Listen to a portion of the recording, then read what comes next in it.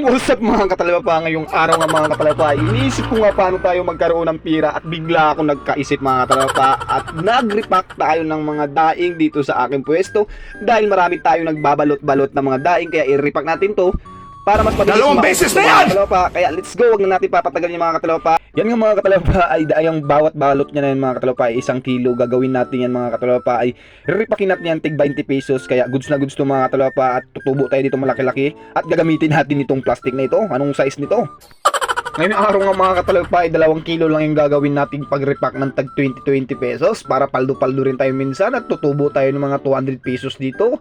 Hindi lang nga pala ito mga katalapa ang pag-repack ng mga daing mga katalapa at tutubo ka na at kikita ka na ng pera kapag ganito ang iyong gagawin sa iyong pwesto. Kaya mga katalapa ay sipag-tiyaga lang talaga sa paggawa ng pwedeng magkapira tayo tulad nitong daing na to ay simpleng-simple lang naman nito pero kwarta to.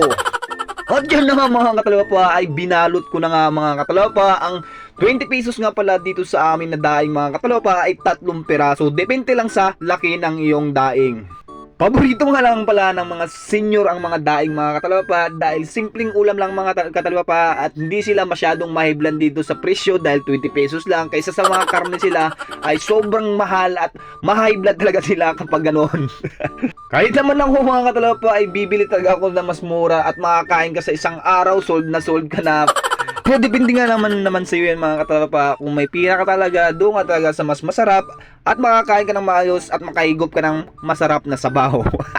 At babalik na tayo sa ating ginagawa mga katalapa. Ito nga pala mga katalapa ay 3 piraso ang ating ilalapag dahil depende lang talaga sa laki ng daing mga katalapa. Minsan talaga mayroon 3, minsan 2, minsan 4, minsan 5. Kaya mga katalapa ay hindi natin to kinikilo dahil tansyado na natin to.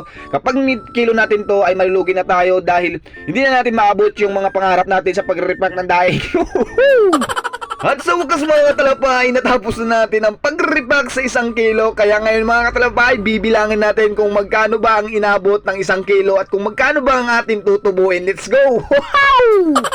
1, 2, 3, 4, 5, 6, 7, 8, 9, 10, 11. Yun lang mga katalapa ay 11 piraso lang nga pala natin na-repack dito sa 1 kilo mga katalapa at tutubo na tayo dito ng 80 pesos sa 1 kilo. Goods na yung mga katalapa kaysa wala kang kita. At susubukan natin yung sa kabila mga katalapa kung magkano ba ang itutubo natin. At inamoy ko pa nga mga katalapa, sobrang bango talaga at sobrang sarap talaga ulamin to. Mamaya kukuha tayo dito at uulamin natin kapag may sobrang isa. Pag sinuwerte tayo mga katalapa kapag may natira, goods na goods. Pero pag wala mga katalapa ay wala tayong magagawa dahil wala tayong ulam ngayon at hahanap lang tayo ng pwede nating ulamin dito sa ating pwesto. Pwede naman kamatis ang ulamin natin, goods na goods yun at healthy pan sa sarili natin, di ba mga katalapa? Makikita nyo na mga katalapa ay yung aking nirepack dito mga katalapa ay 4 na piraso dahil sobrang liliit ito mga katalapa yung 1 kilo na to. At paldo tayo dito, mas malaki ang tutubuhin natin kapag maliliit mga katalapa dahil kahit 4 na piraso yan ay mas marami yan mga katalapa na balot-balot na tig 20. Kaya mga katalapa, wag natin papatagalin to mga katalapa ay fast forward natin. Let's go! At sa wakas mga katalapa ay natapos na natin ang pag-repack sa 2 kilo mga katalapa kaya bibilangin natin to. Let's go! Woohoo! 1, 2, 3, 4, 5, 6, 7, 8, 9, 10, 11, 12, 13, 14, 15, 16, 17. 17 piraso nga pala ang nagawa natin sa 2 kilo mga katalapa at i-display na natin to sa harapan natin mga katalapa. At para mag-isda ng mga customer mga katalapa na meron naman tayong daing na flying fish. At ngayon na mga katalapa ay kukumputin na natin kung magkano ba ang tinubo natin sa 2 kilo mga katalapa. Kaya huwag na natin patagalin mga katalapa. Let's go! 17 times 20 is 340 mga katalapa at minus natin yung puhunan natin na 140 is 200 ang ating tinubo sa 1 kilo.